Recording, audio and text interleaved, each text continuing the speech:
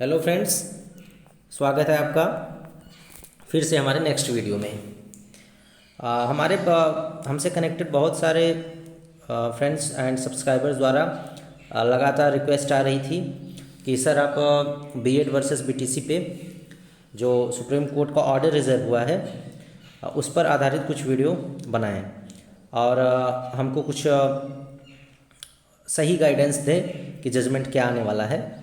तो मैं पहले ही आपको बता दूं कि हमारी टीम ने इस पे काफ़ी रिसर्च किया और उसके बाद फिर मेरा मूड नहीं था कि इस पे वीडियो कुछ बनाया जाए, क्योंकि न्यायपालिका सर्वोच्च है और न्यायपालिका खुद ही जो डिसीजन देगी वो विवेक के अनुसार, अपने डिस्क्रिशन के अनुसार देगी और उसमें हम लोग स्पेकुलेशन कर सकते हैं। रूल्स के अकॉर्डिंग हम लोग बता सकते हैं कि पॉसिबल जजमेंट्स क्या आ सकते हैं, लेकिन फाइनल जजमेंट जो आएगा वो न्यायपालिका का वो सर्वोच्च होगा और वो आपके एंटिसिपेशन या स्पेकुलेशन से बियॉन्ड होगा।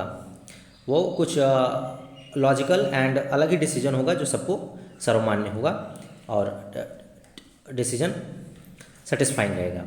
तो इसके लिए मैं आप लोगों को बता दूं कि हमने जो ये वीडियो बनाया वो सुप्रीम कोर्ट के ऑर्डर पे बेस्ड जो एक लॉजिकल इंटरप्रिटेशन हो सकता है उस पर आधारित ये वीडियो बनाया गया है कि सुप्रीम कोर्ट के पिछले ऑर्डर्स क्या रहे हैं, क्योंकि आप जानते हैं कि सुप्रीम कोर्ट के ऑर्डर जो होते हैं वो नज़ीर होते हैं हाई कोर्ट्स के लिए as well as lower courts. तो उन्हीं सुप्रीम कोर्ट के ऑर्डर को कुछ हम कोट करेंगे जिसके आधार पर आप खुद एक स्पेकुलेशन लगा सकते हैं कि ऑर्डर क्या रहने वाला है। और बाकी हमारा एनालिसिस अच्छा लगे तो आप हमारे चैनल को लाइक कर दें और फ्रेंड्स के साथ शेयर भी कर दें और सब्सक्राइब भी अवश्य कर दें, जिससे आपको टाइम टू टाइम नोटिफिकेशन मिलती रहे। इस बेल आइकन को प्रेस कर देंगे तो आपको टाइम टू टाइम नोटिफिकेशन मिलती रहेगी। अच्छा, तो अब हम लोग चलते हैं अपने कॉन्टैक्ट की तरफ। तो जैसा कि आप लोग जानते हैं कि जो 69,000 भर्ती का केस बीएड कैंडिडेट को लेकर भी लोगों ने वहाँ क्वेरी उठाई थी कि बीएड कैंडिडेट्स का जो प्राइमरी में उनको एलिजिबल किया गया है वो अवैध है, या कहें कि ये इन द लॉ ये सही नहीं है। तो उसके बाद जो कोर्ट ने सुप्रीम कोर्ट का जो ऑर्डर है 69,000 भर्ती का उसको मैं ले गया हूँ। तो कोर्ट ने ही उसके बाद कोर्ट किया था कि वी मस्ट, जब प्रे लगाई गई थी तो कोर्ट ने कहा we must now consider issue of eligibility of BEd candidates in the present selection. मतलब ये प्रेजेंट सिलेक्शन का मतलब 69,000 भर्ती की बात हो रही है। ठीक, तो अब यहाँ 69,000 भर्ती में भी कि बीएड कैंडिडेट्स का प्रेजेंट सिलेक्शन में या उनकी एलिजिबिलिटी कैसे डिसाइड की गई उसको अब हम डिस्कस करेंगे, मानी सुप्रीम कोर्ट कह रही है।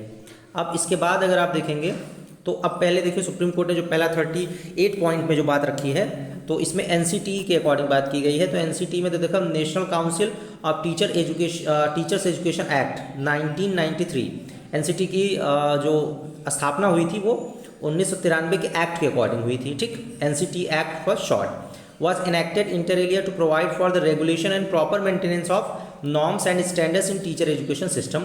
जो नॉर्म और स्टैंडर्ड मानक तैयार करेगी टीचर एजुकेशन सिस्टम में। Chapter 2 of NCT act deals with establishment of council. ठीक, जो चैप्टर 2 है। और अब देखिए वाइल जो चैप्टर 3 होगा वो आपका डिस्कस करेगा कि उसका फंक्शन क्या है, एनसीटी का फंक्शन क्या है। तो अब हम लोग आते हैं, देखिए एनसीटी का जो फंक्शन है उसके डी पॉइंट में अगर आप लोग देखेंगे, पॉइंट नंबर डी में, तो यहाँ जो एनसीटी के फंक्शंस हैं उसमें सबसे इम्पॉर्टेंट बात आ जाती है कि एनसीटी का जो फंक्शन का जो पॉइंट भी है डी है ना, फंक्शंस ऑफ एनसीटी, इसको पॉइंट डी को आप बहुत ध्यान से देखेंगे, इसी में सारी बात आ जाती है कि पॉइंट डी में lay down guidelines in respect of minimum qualifications for a person to be employed as a teacher in schools और इन रिकॉग्नाइज्ड इंस्टीट्यूशंस। मतलब जो एनसीटी गाइडलाइन जारी करेगी इन रिस्पेक्ट ऑफ मिनिमम क्वालिफिकेशन, कि मिनिमम क्वालिफिकेशन क्या होनी चाहिए फॉर अ पर्सन, एक व्यक्ति के लिए, to be employed as a teacher in schools, कि स्कूल में एम्प्लॉयड होने के लिए, और इन रिकॉग्नाइज इंस्टीट्यूशन, मतलब जो सरकारी स्कूल है या मान्यता प्राप्त स्कूल है उसमें मिनिमम क्वालिफिकेशन किसी पर्सन के लिए क्या होनी चाहिए कि जो एम्प्लॉयड हो सके टीचर के लिए। ठीक, टीचर के पोस्ट पे।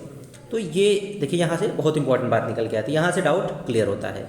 अब यहीं से नहीं, आगे भी अगर आप देखेंगे तो है कि by the same amendment section 12A was inserted in the NCT act the relevant part of the set section being.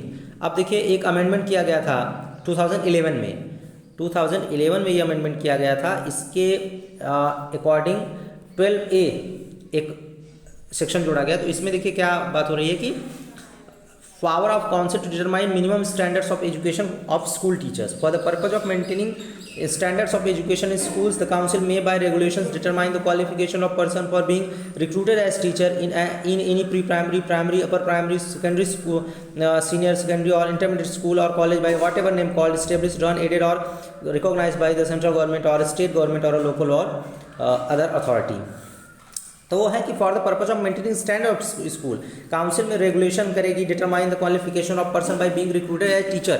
देखिए यहाँ सीधी बात हो रही है कि ये जो काउंसिल है एनसीटी काउंसिल, तो वो डिसाइड करेगी कि determine the qualification of person, कि पर्सन की क्वालिफिकेशन क्या होनी चाहिए for being recruited as teacher, teacher के पद पे रिक्रूट होने के लिए।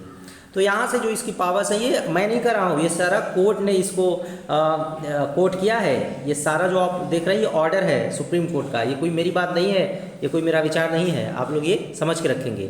ये सुप्रीम कोर्ट का ऑर्डर है, एज इट इज़ मैं आपके सामने रख रहा हूँ। बाकी आप लोग खुद ही समझदार हैं, समझ सकते हैं।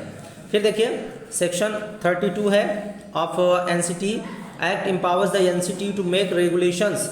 अब देखिए यहाँ बात हो रही है एनसीटी एक्ट की, तो सेक्शन 32 जो है वो कह रही है कि by issuing notification in the official gazette में नोटिफिकेशन निकलेगा and provisions of NCT act regulations में now provide for the qualifications of teacher under 12A।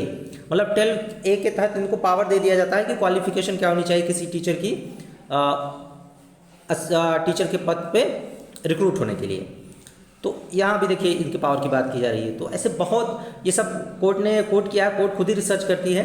अब देखिए यहाँ माने सुप्रीम कोर्ट यहाँ कह रही है कि section 23 of the RT act deals with the qualification for appointment of teachers and states. अब देखिए सेक्शन 23 जो आरटी एक्ट आया था 2009 में उसको बनाया गया था, 10 में इम्प्लीमेंट किया गया था।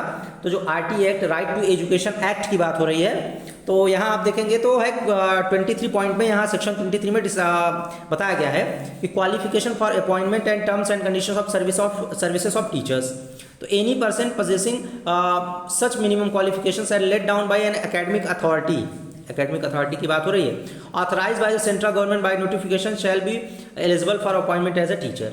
और बाद में इस अब देखिए यहाँ एकेडमिक अथॉरिटी का नाम नहीं लिया गया है कि वो एकेडमिक अथॉरिटी एनसीटी होगी, लेकिन बाद में सेंट्रल गवर्नमेंट ने इसी जजमेंट में बाद में ये बात कही गई है कि सेंट्रल गवर्नमेंट ने ये एकेडमिक अथॉरिटी जो मिनिमम क्वालिफिकेशन डिसाइड करेगी, ये एकेडमिक अथॉरिटी है एनसीटीई। इसको गवर्नमेंट ने क्लियरली आगे आरटी एक्ट में बता दिया है और एनसीटी एक्ट में उससे अकॉर्डिंग संशोधन भी कर दिया गया है कि इसी एकेडमिक अथॉरिटी की बात हो रही है जो आरटी एक्ट की धारा 23 में जिस एकेडमिक अथॉरिटी का जिक्र किया गया है वो एकेडमिक अथॉरिटी है एनसीटी जो मिनिमम क्वालिफिकेशन डिसाइड करेगी।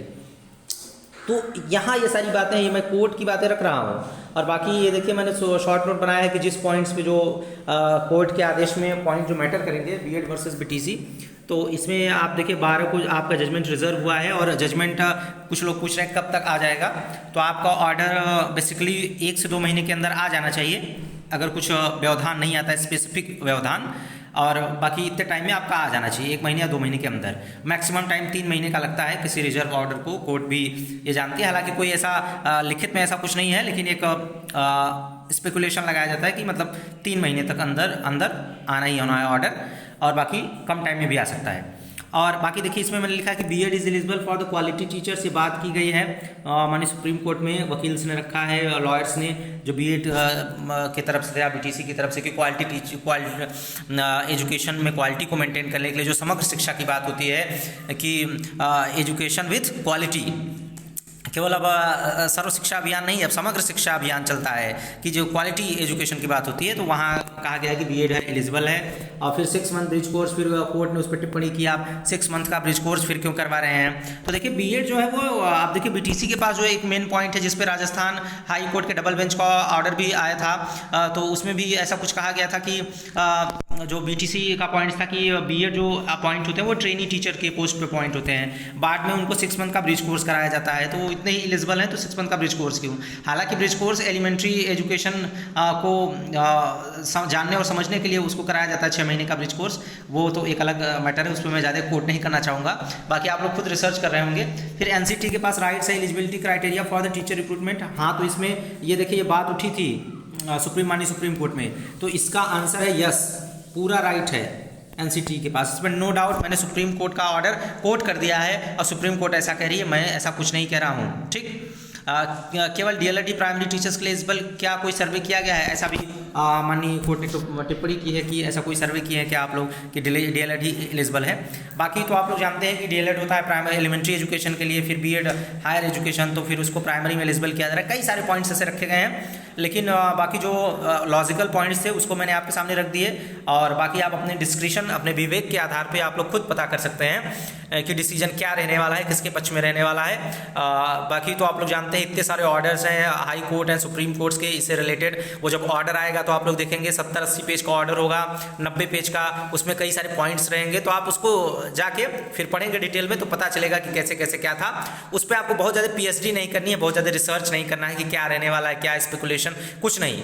आपको केवल अपनी तैयारी अच्छे से करनी है कि जब आपको मौका मिले अपना हथौड़ा एकदम अच्छे से आपको गर्म रखना है कि जब आपको मौका मिले तो आप एक मजबूत प्रहार कर सकें और अपने पक्ष में अपने जीवन के सपनों को साकार कर सकें और एक शिक्षक के पद पे आप सेवा दे सकें और देश के विकास में योगदान दे सकें। तो ऐसा मैं उम्मीद करता हूं, और बाकी आगे मैं वीडियोस जो बना रहा हूं वो आपके रिकमेंडेशंस के आधार पे बना रहा हूं, और जो आपको पूछना है या जो आपके डाउट्स हैं वो कमेंट में आप पूछ सकते हैं। और बाकी मैंने पीछे भी कई सारी वीडियोस बनाई हैं कि भर्ती कब आएगी, क्या होगा, और सिलेबस भी उसका अच्छे से डिस्कस किया है, आपको तैयारी कैसे करनी है, स्ट्रैटेजी भी बनाई है मैंने सुपर टेट की, तो उस वीडियो को आप जाके चेकआउट कर सकते हैं, उसका लिंक मैं डिस्क्रिप्शन में दे दूँगा।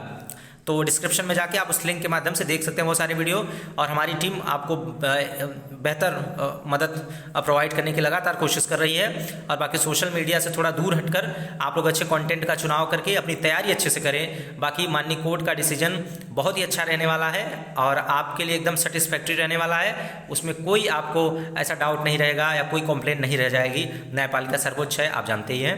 और बाकी all the best for your upcoming examination and for your dream, और आप लोग अपना ख्याल रखें और अपनी तैयारी करते रहें। बाकी मिलते हैं आपसे नेक्स्ट वीडियो में, and thank you for watching the video.